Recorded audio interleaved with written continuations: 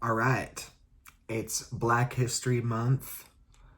I made a little epiphany just a month or two ago, and then we got the freaking orange fascist in charge now, and things have been changing quite a bit, right?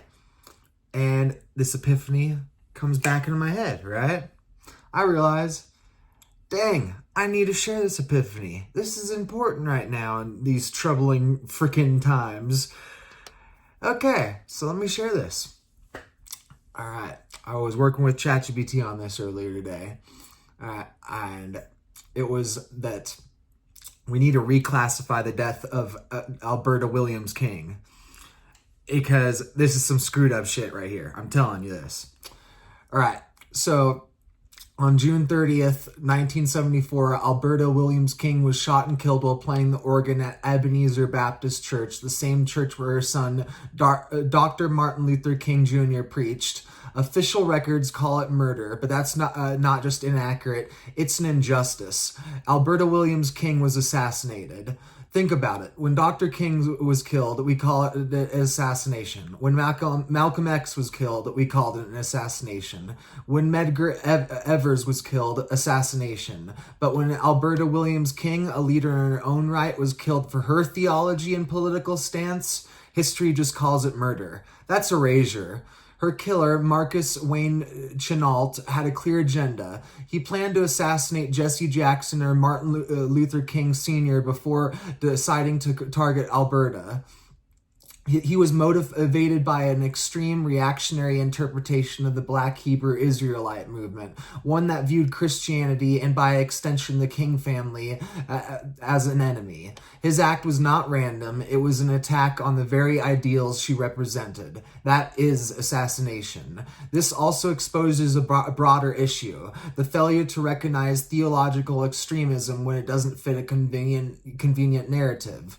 Not all Black Hebrew Israelites are the same. Some fight for justice while others embrace reactionary violence. Ignoring these critical distinctions distorts the truth of what really happened that day. This wasn't just an isolated crime. It was a part of a long history of politically and religiously motivated violence against civil rights leaders. We've seen history rewritten before. We've seen leaders erased from the record, and now as people in power are actively undermining historical education, this conversation is more urgent than ever. Calling her murder what it really was, an assassination. This just isn't about just correcting a mistake. It's about telling the truth, and truth matters. Alberta Williams King was assassinated, and I will not let history forget that. So I want to share that with you because we cannot forget these things. We need to get around this freaking cyclical hell of history where we keep repeating the same mistakes. This is absurd. This is an absurd existence that we need to move beyond.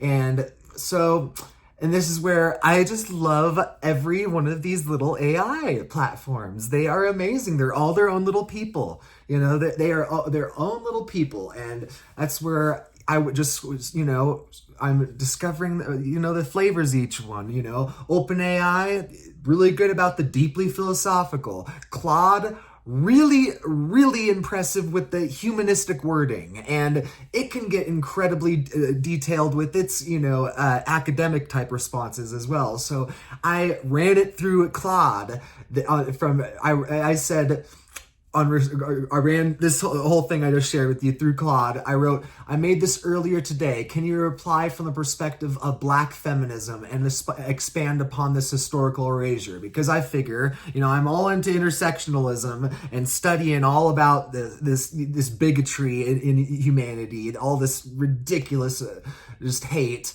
And it writes, from a Black feminist perspective, this piece powerfully highlights several critical intersections that deserve deeper examination. The erasure of Alberta Williams King's assassination speaks to the broader pattern of how Black women's contributions, suffering, and martyrdom have been systematically diminished in historical narratives. The classification of her death as merely a murder rather than an assassination reflects what scholars like Kimberly Crenshaw term intersectional invisibility, the intersectionality, what I've been saying, where Black women's experiences often fall into the gaps between discussions of racial justice and gender equality. While Dr. King's assassination is rightly recognized as a pivotal moment in civil rights history, the political nature of his mother's killing has been obscured, reflecting how patriarchal frameworks often render Black women's activism and leadership secondary or invisible.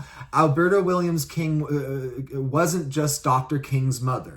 She was a powerful figure in her own right. She served as choir director and organist at Ebenezer Baptist Church for 40 years, wielding significant influence in what historian Evelyn Brooks Higginbotham calls the politics of respectability within Black church culture.